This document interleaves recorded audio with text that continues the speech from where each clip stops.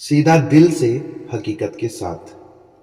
क्या आपने कभी सोचा है, जब परिवार ही बट जाए, जब भाई भाई के खिलाफ खड़ा हो जाए, जब सच और मोह टकरा जाए, तो इंसान क्या करे?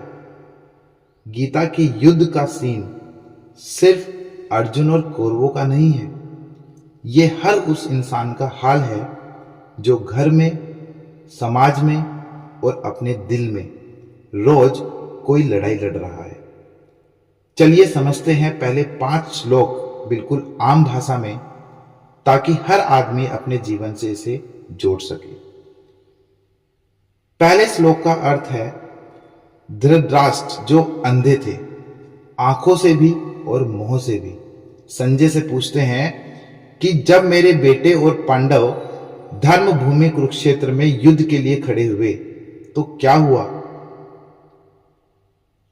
कभी आपने देखा है, जब जमीन जायदाद का झगड़ा होता है, भाई भाई अदालत में आमने सामने खड़े होते हैं और कोई बाप कहता है मेरे बेटे तो सही हैं, सामने वाले ने कोई प्रॉब्लम क्रिएट की होगी।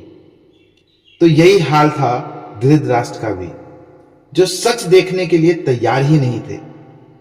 तो हमें क्या सीख मिलती है कि जब हम अपने रिश्तों में सिर्फ मेरे और उनके का भेद रखते हैं, तो हम भी धृतराष्ट्र बन जाते हैं और ऐसे फैसले पूरे घर को तोड़ देते हैं। अगला श्लोक कहता है कि संजय बताते हैं, जब दुर्योधन ने पांडवों की फौज को अच्छे से खड़ा देखा तो वो अपने गुरु द्रोणाचार्य के पास गया। जैसे मान लीजिए आप कोई ठेकेदार हैं और आपके सामने दूसरा कोई कॉन्ट्रैक्टर बड़ा स्टाफ और बहुत सारे रिसोर्सेज लेकर खड़ा हो जाए, तो आप तो घबराए जाएंगे ना। बस वैसा ही हुआ दुर्योधन के साथ भी। सामने की ताकत देखकर डर के मारे अपने अनुभवी गुरु के पास चला गया। क्या सीख मिलती है इस श्लोक से? कभी कभी बाहर की मजबूती देखकर हम अंदर से हिल जाते हैं, लेकिन उस वक्त हमें डरना नहीं चाहिए। विचार करना चाहिए कि क्या हम सही हैं। अगला श्लोक कहता है कि दुर्योधन कहता है, गुरुजी देखिए पांडवों की ये बड़ी सी सेना, और इसे सजाया है आपके ही शिष्य धृष्टद्युम्न ने। मतलब वो गुरु द्रोणाचार्य को समझाने की कोशिश कर रहा है कि आपका जो स्टूडेंट था, जिसको आपने शिक्षा दी, आज वही आपके अगेंस्ट खड़ा है। वो आज हमारे खिलाफ प्लानिंग कर रहा है। मान लीजिए आपने किसी को काम सिखाया और कल वो आपके सामने ही दुकान खोलकर कंपटीशन दे रहा है, तो क्या शिक्षा मिलती है इससे? कि हम जो किसी को सिखाते हैं उस पर हमारा हक नहीं होता। गुरु बनो लेकिन ऑनरशिप छोड़ो। आपने किसी को कोई काम सिखा दिया तो अब उस पर आपका हक नहीं है। आप अपना अधिकार नहीं जमा सकते, ये दुनिया का नियम है।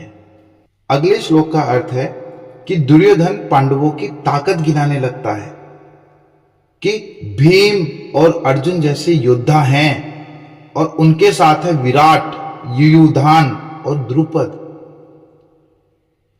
मतलब मान लीजिए मोहल्ले में 2 नेता खड़े हैं चुनाव में, एक के पास डॉक्टर, वकील, बिजनेसमैन सब साथ में, और दूसरा बस अपने पुरानी साथी लेकर खड़ा है।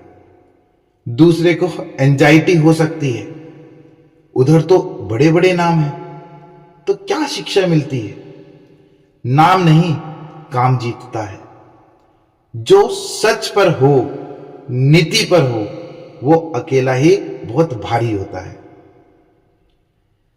अगले श्लोक का अर्थ है कि दुर्योधन गिनाता है और भी योद्धाओं को, जैसे धृष्टकेतु, काशी के राजा, प्रोजीत, कुंती भोज और सेव्य।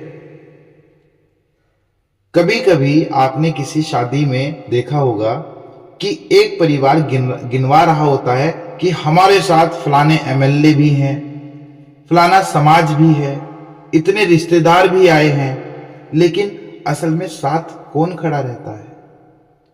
वो जिंदगी दिखाती है। क्या सीख मिलती है इससे? कि लंबी लिस्ट से फिक्र नहीं करनी चाहिए। जो सच्चा है वही अंत में टिकेगा। सपोर्ट दिखता जरूर है पर निभता कम है।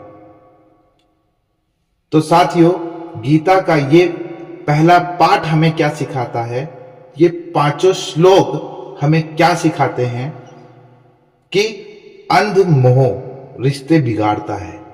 मतलब अंधा प्यार रिश्ते बिगाड़ता है। ताकत देखकर घबराना नहीं, खुद पर भरोसा होना चाहिए। और सबसे जरूरी, जो सही है उसका साथ देना चाहिए, चाहे कोई भी हो। हर घर, हर समाज, हर दिल का कुरुक्षेत्र यही है। गीता कोई किताब नहीं, ये जीवन की समझ है। अगर ये बातें आपके दिल तक पहुंची, अगर कभी आपने भी अपने रिश्तों या जीवन में ऐसा संघर्ष देखा है, तो कमेंट में लिखिए, सच का साथ दोगे। और अगली बार के श्लोकों में हम फिर मिलेंगे एक और जिंदगी से जुड़े गीता ज्ञान के साथ। सच का दर्पण पर हम देखेंगे अंदर का सच गीता की रोशनी में। धन्यवाद।